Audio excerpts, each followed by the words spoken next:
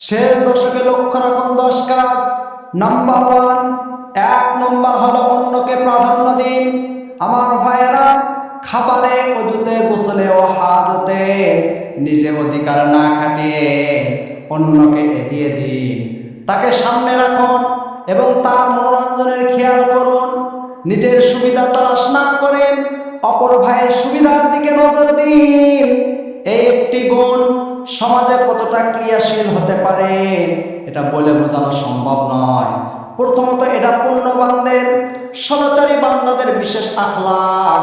এর দ্বারা পরস্পরের মধ্যে ভালোবাসা তৈরি হয়, ভালোবাসার মাত্রা বাড়ে এবং একে অপরের মধ্যকার ঝগড়া বিবাদের পথ রুদ্ধ হয়ে যায়। সুবহানাল্লাহ, আরো জোরে বলেন সুবহানাল্লাহ। নাম্বার 2 নম্বর হলো বিতর্ক এড়িয়ে চলুন।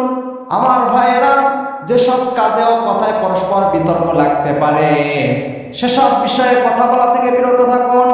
শাখাগত মাসআলা বা সামান্য কোনো আমলের ব্যাপারে নিজেদের মধ্যে ঝগড়া শুরু করবেন না। এতে বিশেষ কোনো উপকার না হলেও পরস্পরের শত্রুতা এবং বিদ্বেষ তৈরি হবে নিশ্চিত। নাম্বার 3 নম্বর হলো মোবাইল পরিত্যাগ করুন।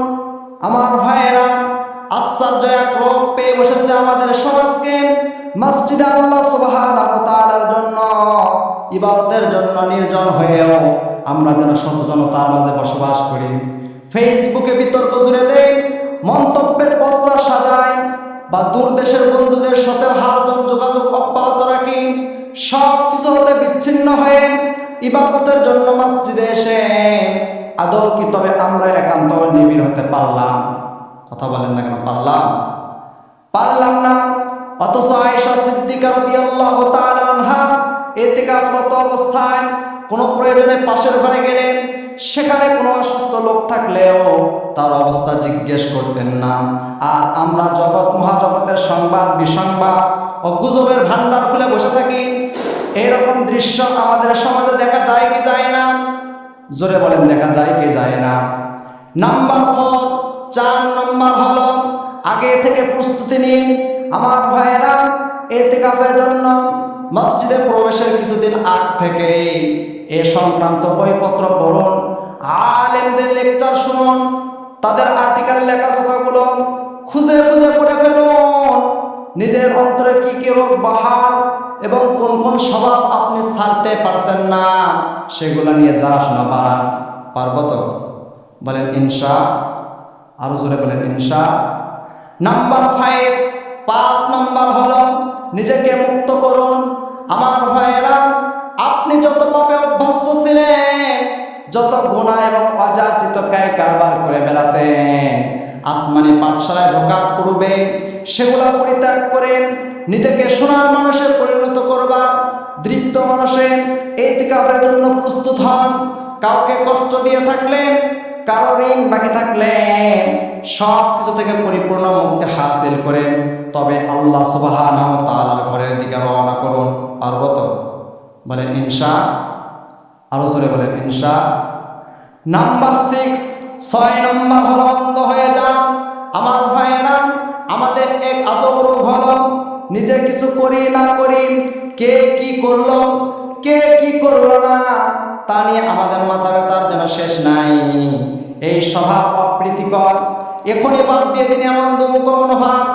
কে কি করলো, ঘুমালো না পড়লো, নামাজে থাকলো না গল্প গুজবে, আপনি সেগুলো থেকে দৃষ্টি ফিরিয়ে নিজের চিন্তা করুন। একান্ত কেউ গুনাহ করলে তাকে দ্বীনি দায়িত্ববোধের জায়গা থেকে সাধ্যমতো বিরত রাখার চেষ্টা করুন। নাম্বার 7 নম্বর হলো ঝুলি ভরে নিন পুণ্যের ফসলে।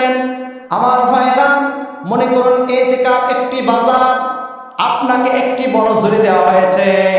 এখান থেকে প্রয়োজন মাফিক পণ্য সংগ্রহের জন্য কি করবেন? আপনি বসে থাকবেন? কথা বলেন না কেন? বসে থাকবেন?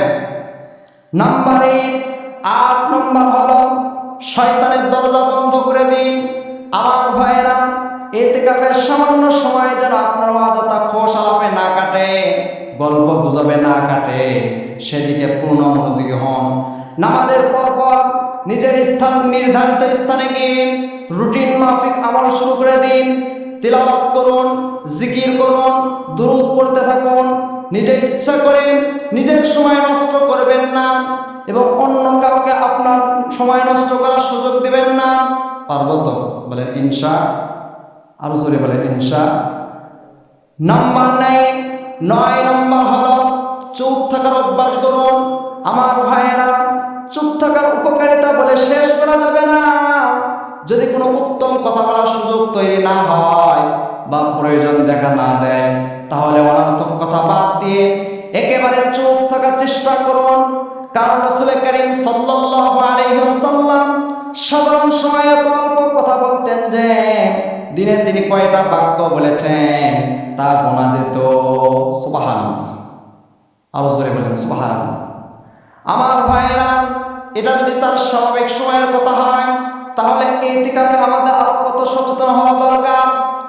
নাম্বার 10 নম্বর হলো অল্প ঘুমান।